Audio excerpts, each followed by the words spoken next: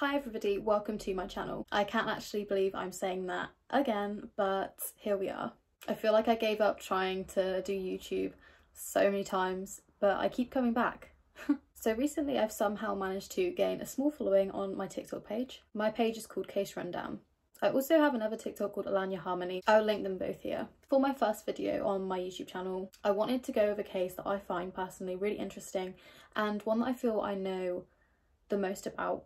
I've actually covered this case in 60 seconds on my TikTok page, Case Rundown. I find it so interesting.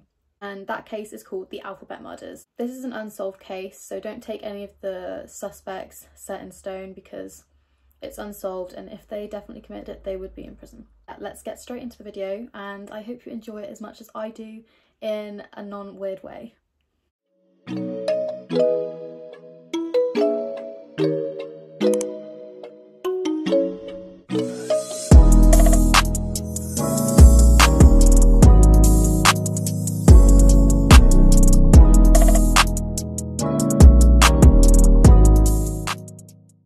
So in Rochester, New York in the early 70s, 3 young girls were murdered. These young girls were Carmen Cologne, Wanda Welkowitz and Michelle Mienza.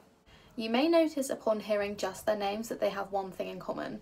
All 3 have twin initials. A twin initial is, for example, my name's Alanya, my surname could be Azir, so that's a double A. Carmen's was a double C, Wanda's was a double W, and Michelle's was a double M.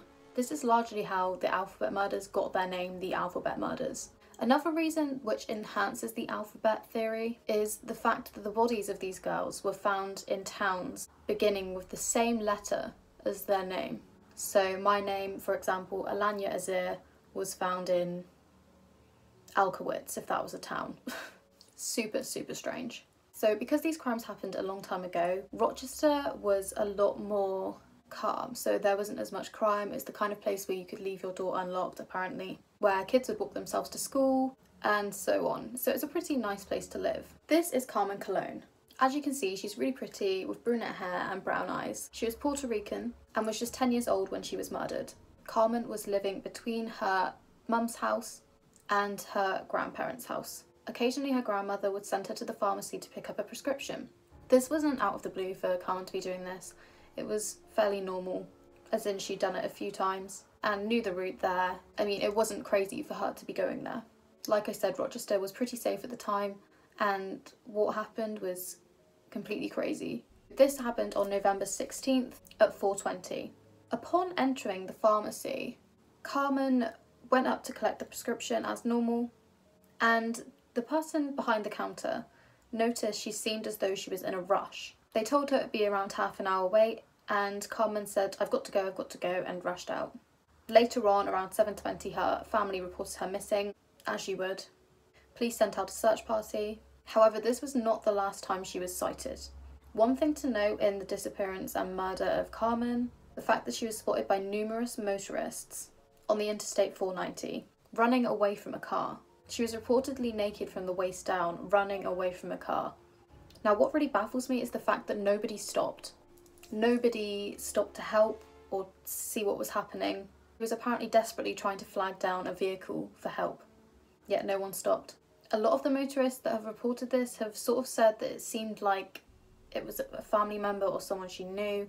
They just assumed it wasn't what it was, which was a murder. And again, this comes back to show just how different Rochester was at that time. It was more relaxed. These things didn't happen around there. Carmen's body was found on November 18th, 1971. Her body was found by 2 young boys who originally thought they saw a doll, but later obviously it turned out to be the body of Carmen Cologne. Her body was found in a town called Churchville. She was found naked from the waist down, only wearing shoes, socks and a jumper. She had been beaten, raped and strangled. One thing to note is that she was strangled from the front manually.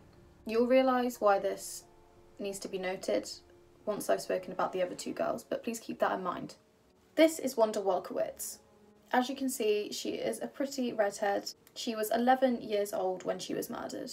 She was described as wise beyond her years. This is because she had a slightly, I guess you could say, troubled home life. For example, she had a lot of responsibility for her younger sister. She sort of had to look after herself in some senses, and the fact that she was quite responsible is actually how she ended up getting murdered.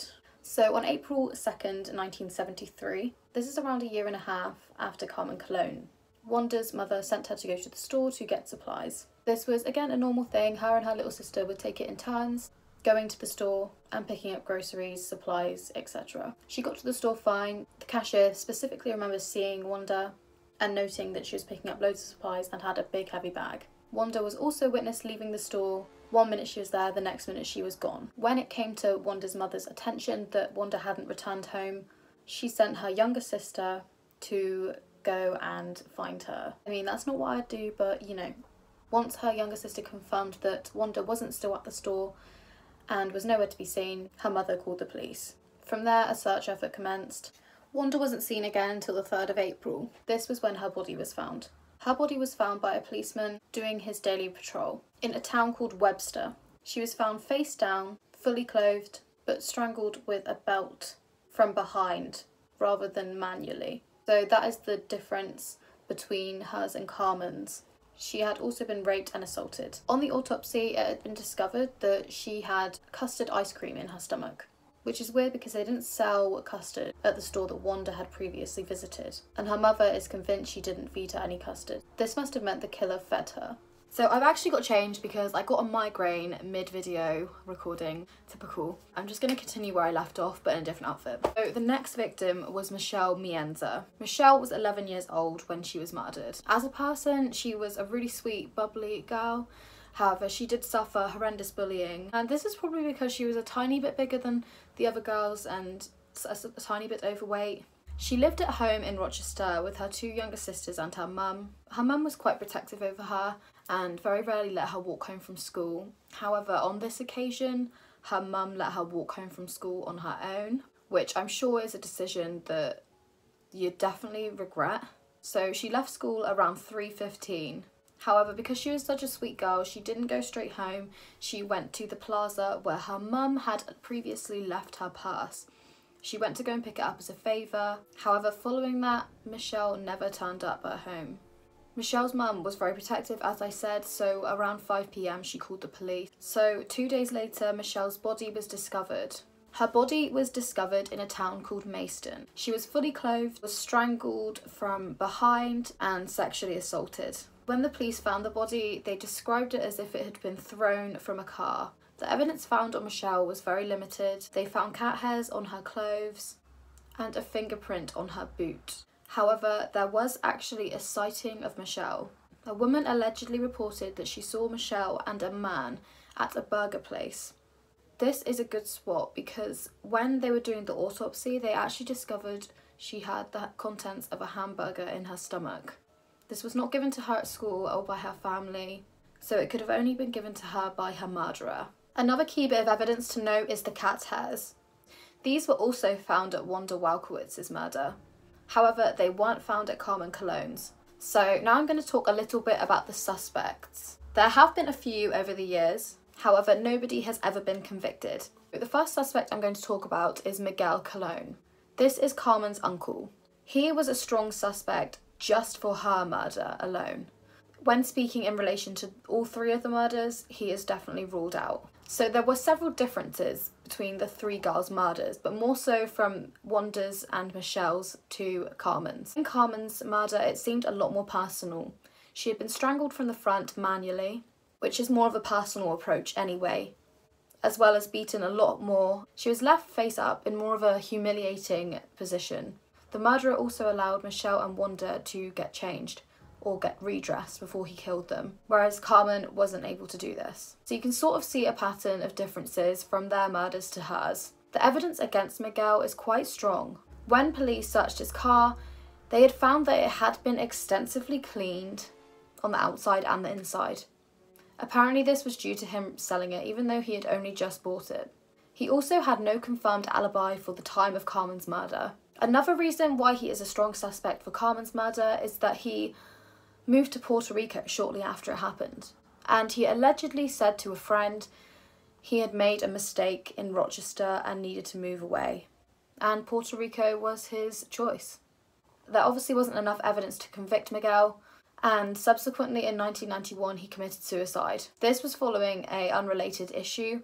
However, any secrets he had died with him.